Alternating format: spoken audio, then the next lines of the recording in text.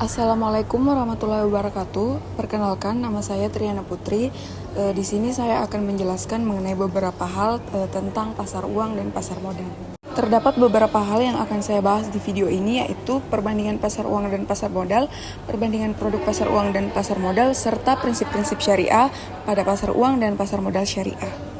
Yang pertama yaitu perbandingan pasar uang dan pasar modal. Pasar keuangan terbagi menjadi pasar uang dan pasar modal.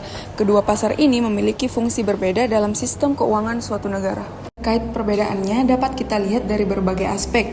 Yang pertama yaitu aspek jangka waktu, di mana pasar uang jangka pendek kurang dari 1 tahun, sedangkan pasar modal jangka panjang lebih dari 1 tahun. Kemudian tujuan, di mana tujuan pasar uang memenuhi kebutuhan likuiditas jangka pendek, dan pasar modal menggalang dana untuk investasi jangka panjang.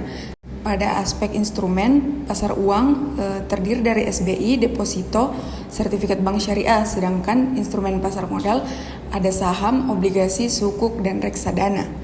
Kemudian, aspek pelaku pada pasar uang terdapat seperti bank, perusahaan, pemerintah, sedangkan di pasar modal, investor individu, perusahaan, dan pemerintah. Yang terakhir yaitu aspek risiko, di mana risiko pasar uang lebih rendah karena jangka pendek dan pasar modal lebih tinggi atau tergantung fluktuasi pasar. Selanjutnya yaitu perbandingan produk pasar uang dan pasar modal, di mana pada produk pasar uang terdiri dari sertifikat Bank Indonesia Syariah atau SBIS, surat berharga dari Bank Indonesia sesuai dengan prinsip syariah. Yang kedua ada deposito syariah, simpanan berjangka berbasis akad atau mudharabah. Yang ketiga repurchase agreement atau repo syariah, transaksi jual beli surat berharga dengan janji beli kembali. Kemudian pada produk pasar modal terdapat saham syariah, di mana kepemilikan perusahaan yang sesuai dengan prinsip syariah, obligasi syariah atau sukuk, surat utang berbasis aset real tanpa unsur riba. Kemudian ada reksadana, investasi kolektif yang dikelola berdasarkan syariat Islam. Kemudian pada pembahasan terakhir terdapat beberapa prinsip-prinsip syariah pada pasar uang dan pasar modal. Yang pertama yaitu larangan riba atau bunga.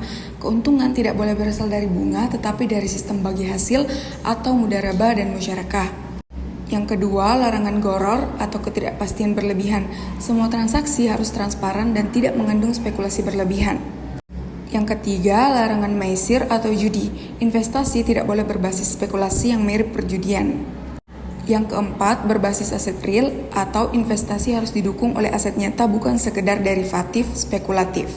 Dan yang terakhir, Dewan Pengawas Syariah atau DPS, di mana setiap produk keuangan syariah harus disertifikasi oleh Dewan Syariah Nasional atau DSN MUI. Itulah tadi penjelasan dari saya terkait perbandingan pasar uang dan pasar modal, perbandingan produk pasar uang dan pasar modal, serta prinsip-prinsip syariah pada pasar uang dan pasar modal. Sekian, terima kasih. Wassalamualaikum warahmatullahi wabarakatuh.